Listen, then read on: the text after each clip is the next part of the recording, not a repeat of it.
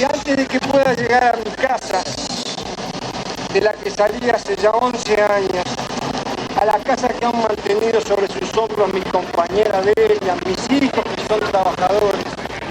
Crecí escuchando la historia de este día, el día que Jorge fue liberado luego de 11 años sin estar en casa. Sin embargo, nunca había pensado en ella.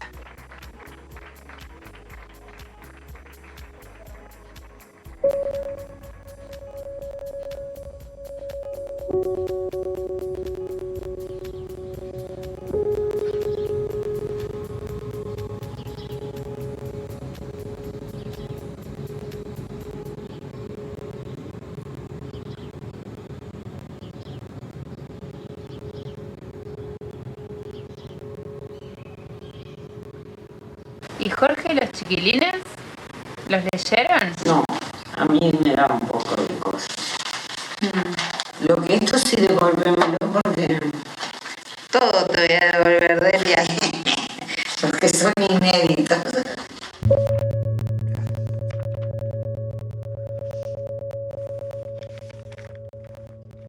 Era difícil hablar con mamá.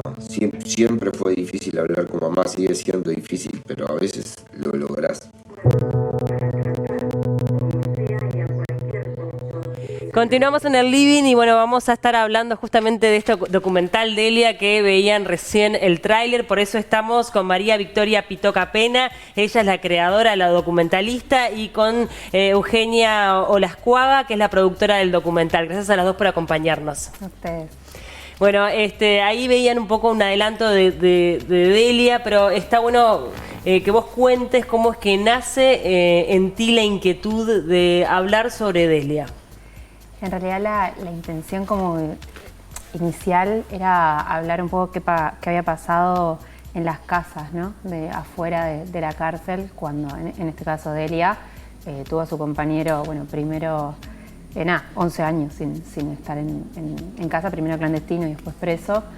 Entonces ver qué había pasado ella y cómo había construido su pareja y ese vínculo también, ¿no? La crianza de sus hijos también. Exacto. Bueno, que en realidad él entra a prisión con hijos niños y sale con adolescentes, casi hombres, ¿no? Sí, exacto. Y en ese, como lo que encontramos como disparador fue empezar a leer las cartas que entraban del penal, y ahí es que ella me da como algo que escribía para ella y que nunca les había mostrado. Y la película un poco, como comienza ese camino de mostrarles lo que su madre escribía, muchas veces para ellos, pero que no se había animado a mostrarles. Bien, pero siempre la intención estuvo centrada en ella, y después vos descubrís en ese proceso todo ese especie de diario íntimo que ella fue llenando durante tantos años. Sí, siempre el punto como más fuerte fue Delia. En un primer momento también la crianza tenía un peso mucho mayor, ¿no? Y la historia de Gaby, de Dani, pero bueno, cuando llegaron los poemas, ahí fue como cada vez más Delia. Si bien es una historia familiar, como todo ese mundo, como que también fue como un personaje más, esos cuadernos también, no solo la familia en sí. Eugenia, ¿vos cómo te involucras en el proyecto? Bueno, yo entro en el proyecto cuando Pitoca me cuenta un poco la idea que tenía. Somos amigas hace unos años y que fue como en el 2015-2016 fue que dimos inicio y bueno, empecé a producir el proyecto, y también estuvimos en el rodaje juntas compartiendo con el Coco, que es el sonista, Andrés Costa. Un rodaje súper chiquito, muy íntimo, de 3. Junto con Delia y la familia, ¿no? Que la idea era un poco que fuera ese el dispositivo, porque era como entrar en la intimidad familiar en la casa. Y bueno, ahí acompañé. Sí, el documental tiene justamente eso. Primero la intimidad, y obviamente que creo que fue buscado eso de que pareciera como que no tienen cámaras alrededor, o que no son conscientes de que hay una cámara que les está grabando. Cuando Delia, por ejemplo, está tomando el mate, es como una cosa como muy natural y orgánica, ¿no? ¿Cómo fue que lograron eso, ¿no? Que ella se olvidara que estaban las cámaras ahí. Creo que con Delia fue como lo más fácil, fue como de toque ella estaba como re respetuosa de sus tiempos también y de, bueno, también hablando como que en realidad no era que nosotros necesitábamos una cosa o la otra de ella, sino como que para nosotros era importante como ese estar como junto a ella, que no tenía que hacer nada.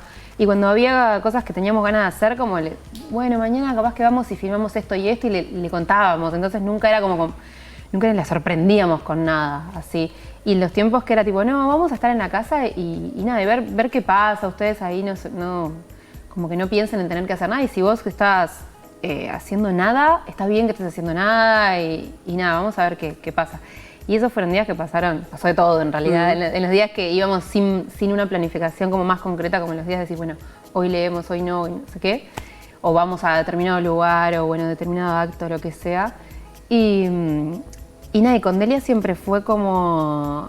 También pasó que claro, que de toque entraron en confianza mucho Euge y el Coco, entonces había una confianza como con los tres, que al principio la duda era más que si qué pasa con la cámara, es bueno, qué pasa con personas que no conocen entrando a su casa también. Claro.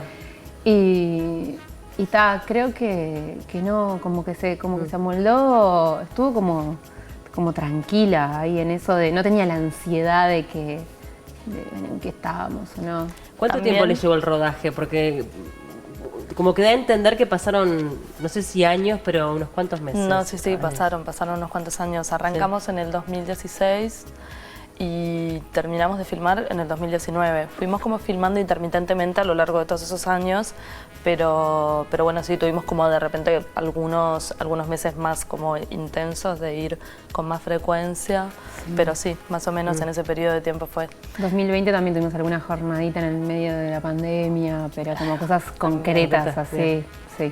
¿Por qué decidiste utilizar o no utilizar el recurso de una banda sonora? En realidad hay música y muy poquita. Muy poquita. Muy poquita. Y bueno, para después sí. Pero no sé, nos parecía que había algo del estar que nos gustaba mucho con el Coco, que es como la persona que fue el sonidista, pero además el postproductor de sonido, de esa cuestión de diferenciar bien como los espacios en su sonido también, como en su lugar y en su casa. Como trabajar más que la música en sí, es como construir como un colchón de cosas que pasan, por ejemplo, con el tren que pasa por Capurro, con cuáles son los pájaros que se escuchan en el jardín, con el sonido del viento, o contrario a como lo más silencioso adentro de la casa. Entonces, como que ahí como si poníamos mucha música tampoco íbamos a tener como posibilidad de desarrollar como todo eso que nos gustaba mucho y esos ambientes que tienen como por ejemplo todo el material de archivo, que hay como una recreación de fotos, más de que si bien es una imagen fija, de repente lo sonoro viene por imaginarnos nosotros que estarían escuchando si estuvieran ahí. Y en realidad hay mucho sonido de viajes del Coco, de cosas mías grabadas hace mucho tiempo, de repente en mi casa, pero se las pusimos a los archivos de los chiquilines. Hay como un juego grande con el mundo sonoro de la peli y que la música llega en momentos como en concretos porque preferíamos como intentar generar eso, ¿no? Un diálogo con lo sonoro, pero desde otro lado también. Obviamente que a lo largo del documental uno va entendiendo que se trata también de exponer vínculos familiares, ¿no? No pasa mucho más allá de eso, cómo una familia se va acomodando, cuáles son los vínculos que se van desarrollando por ahí, pero tiene un plus especial y es que cada uno de los integrantes va leyendo estos escritos de Delia y allí se van sorprendiendo o van reaccionando de la manera que reaccionan. Entonces eso tiene como un factor de sorpresa, me imagino, para ustedes también como realizadoras, ¿no? El hecho de, no sé qué va a pasar acá, yo le voy a dar a leer esto y veremos, ¿no? ¿Cómo vivieron eso? Y con pila de ansiedad, ¿no? Y como con nervios ahí porque... Por ese momento, porque sabíamos que también cada uno de formas diferentes, pero se estaba encontrando con algo muy íntimo de su madre, de su esposa, y también ansiedad porque Delia después también quería saber qué habían dicho, entonces claro, era como después de cada lectura con ellos, es Delia preguntándote, bueno, ¿qué pasó? ¿Qué dijeron? O de repente mostrarle a ella capaz que le mostramos mucho más de cosas filmadas que lo que terminó apareciendo como en el documental.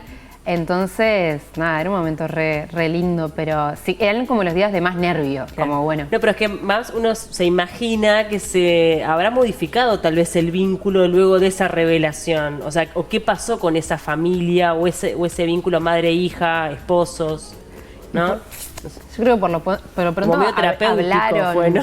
Sí, en la interna, obvio, sí. También. Creo que habilitó a hablar algunas cosas de, no sé, como yo que sé, Santi o Dani, que son como con los hijos que puedo hablar más. O Delia, ¿no? Cuando hablábamos de, bueno, yo hablo esto con Dani, con Santi, es como desde ese lado también, ¿no? Como o Delia repite mucho como esa reacción de Dani, de que en un momento Dani dice, ay, capaz que no la mirábamos, y ella se queda como prendida de esas también, de esas frases que son súper importantes para ella. Y nada, y no sé, yo es como, lo sé desde lo que me transmiten ellos, ¿no? Porque después que dejamos de filmar ya está. Claro. Entonces, sí, Salado. Capaz que entre ellos, entre los hijos mismos, ¿no? Entre los hermanos. Entre los hermanos. Sí, seguramente también. ¿Cómo es que hicieron el trabajo de postproducción? O sea, el hecho de decidir que sí, que no. Porque si están de alguna forma grabando durante tantos años, me imagino que el material es mucho más del que se ve. Sí, fue toda una decisión que por ejemplo, quedó afuera como todo ese proceso de lectura con la familia de las cartas, que fue hermoso, ¿no? Y fue un tiempo re lindo también de conocernos a partir de lo que había en las cartas y leer con los hijos y con Delia mismo, como que accionó pila de recuerdos que capaz que no estaban tan en la... que no se hablan tanto porque son como muy chiquitos, y entonces eso fue hermoso. Y bueno, y después costó mucho también el que claro, cada vez los hijos fueron teniendo un poquito menos de escenas en la película. Pero claro, tanto Gaby como Dani tienen historias como muy fuertes, y los días de rodaje con ellos salieron cosas que podrían estar perfectamente en la película. Pero bueno, nada, había que elegir, y como que preferimos como entrar más profundo en Delia, pero eso yo creo que fue las cosas que más costó, como las escenas, sacar escenas con ellos que nada, que eran también como un testimonio desde los hijos, ¿no? Desde las infancias, que nada, que eran muy fuertes. Sacar también un poco la mirada, como hacemos todos, ¿no? Que siempre ponemos la mirada en las personas que estuvieron detenidas, bueno, en los desaparecidos, justo hoy que tenemos la marcha del silencio, y ponerla en quienes de alguna forma también han vivido esta tragedia, porque bueno, sus seres queridos, en el caso de Delia, quedó como muy claro, ¿no? De todo lo que tuvo que atravesar durante el tiempo de prisión, pero también en el después, porque hay cosas que han modificado, ¿no? En la vida de... me imagino que una persona que estuvo 11 años presa sale muy distinta de cómo entró, ¿no? Entonces capaz que eso también intentaron capturarlo, ¿no? Delia habla de eso también, y Jorge también, como los dos a su forma, como esa cuestión de que no sabían también cómo iba a salir quién iba a ser cada uno después de todos esos años, ¿no?